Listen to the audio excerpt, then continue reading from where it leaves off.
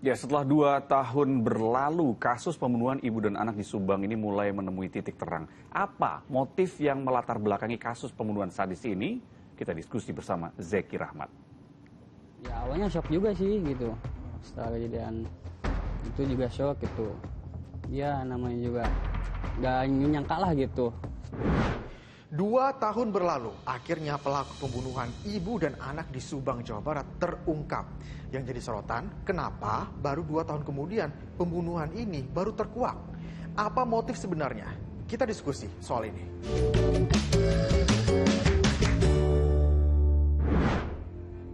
(18 Agustus 2021), misteri kasus pembunuhan di Subang bermula.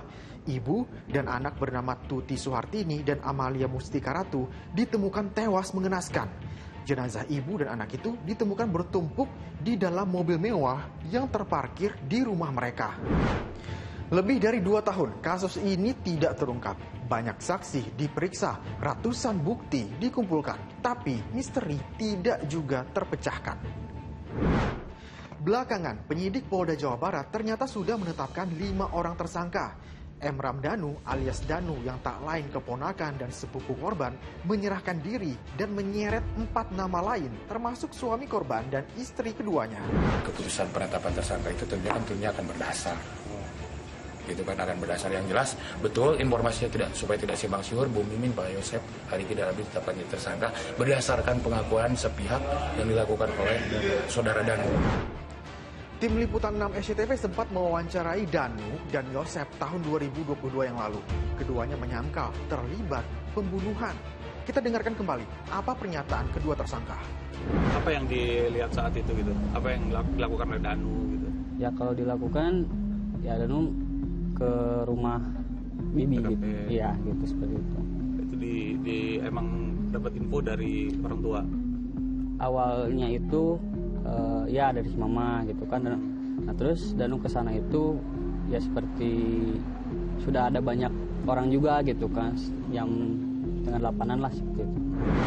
Pada saat itu misalnya apa yang dilihat gitu? Enggak yang dilihat pada saat setelah kejadian. Polisi ya setelah kejadian segala macam. Ya awalnya shock juga sih gitu. Setelah kejadian itu juga shock gitu. Ya namanya juga gak nyangka lah gitu supaya seperti ini gitu kan, bahwa ada penculikan sana gitu awalnya gitu aja sih. Ya, saat kasus itu terjadi sendiri seperti apa sih Pak Higa? Bapak sendiri akhirnya terkena sebagai terduga juga gitu. Begini, Bapak akan ungkapkan yang sebenarnya. Ya. Kalau Bapak ceritakan memang Bapak itu dalam kejadian musibah ini sebetulnya dan sebenarnya Bapak itu tidak tahu perencanaan, tidak tahu kejadian. Cuma setelah akan bermain golf, Bapak pergi dari sana jam 7, datang ke sini sudah ada kejadian. Apapun yang dibuatkan cerita itu adalah cerita kebohongan. Sekali lagi, cerita bohong dan dusta. Lalu apa pengakuan Danu kepada polisi saat peristiwa pembunuhan terjadi? Berikut pernyataan dari polisi. Dari MR sendiri ini dia yang pertama diminta oleh YH untuk menemani ke TKP, ke rumah korban. Kemudian dia menunggu di garasi, ini sementara pengakuannya ya. Kemudian diminta untuk mengambil alat golok. Setelah dia mengambilkan golok ini, dia tidak mengetahui bagaimana para pelaku ini melakukan eksekusi terhadap para korban. Jadi dia menunggu di luar, namun setelah mendengar teriakan dari korban yang bernama Amel, ini kemudian dia sempat masuk ke dalam dan melihat juga pelaku lain membenturkan kepala Amel ke dinding. Namun ini dari para pelaku lain memang belum mengakui perbuatannya, namun ada bukti yang kuat terhadap YH atau orang tua korban suami Ibu Tuti ini. Ada kita temukan bercak darah di bajunya, sehingga kita kuat dugaan kita bahwa YH ini sebagai pelaku. Sehingga kita lakukan penahanan bersama-sama dengan MN. Setelah pengakuan Danu, polisi langsung menggelar prarekonstruksi di rumah TKP Jalan Cagak, Subang, Jawa Barat. Polisi membawa tersangka Ramdhanu untuk mencari gambaran seperti apa kejadian pembunuhan terhadap ibu dan anak.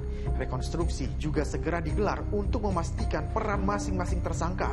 Kita sekarang sedang melakukan pemeriksaan tambahan terhadap para tersangka, di mana memang ini diperlukan untuk lebih memastikan terkait dengan penerapan unsur pidananya ya. Nah, dan juga ini dipersiapkan untuk melakukan penyesuaian dengan para keterangan ini dan alat-alat bukti yang kita peroleh. Nah, dari kondisi ini nanti akan dilaksanakan rekonstruksi yang nantinya pasti akan terlihat di sana peran dari masing-masing tersangka ini. Tapi hingga kini, motif pembunuhan ibu dan anak ini masih jadi tanda tanya. Penetapan tersangkanya baru beberapa hari ya, dan juga proses pemeriksaan pendalaman ini masih dilakukan, sehingga terkait dengan motif, kemudian peran dari masing-masing tersangka juga masih belum bisa kita publish, karena memang kita masih sedang melakukan pendalaman. Ahli psikologi forensik juga menyoroti kasus ini yang dinilai lamban. Kami kutip pernyataan ahli psikologi forensik Reza Indragiri. Kemampuan polisi secara global untuk mengungkap kasus pembunuhan memang mengalami penurunan. Padahal ada teknologi semakin canggih dan kasus ini pelakunya bukan sindikat kriminal. Bahkan terungkap bukan dicapai proses investigasi kepolisian, melainkan pengakuan pelaku. Kini patut dinanti babak baru pembunuhan ibu dan anak yang bertahun-tahun jadi misteri agar kasusnya terang benderang. Saya Zekir Ahmad pamit. Terima kasih. Sampai jumpa.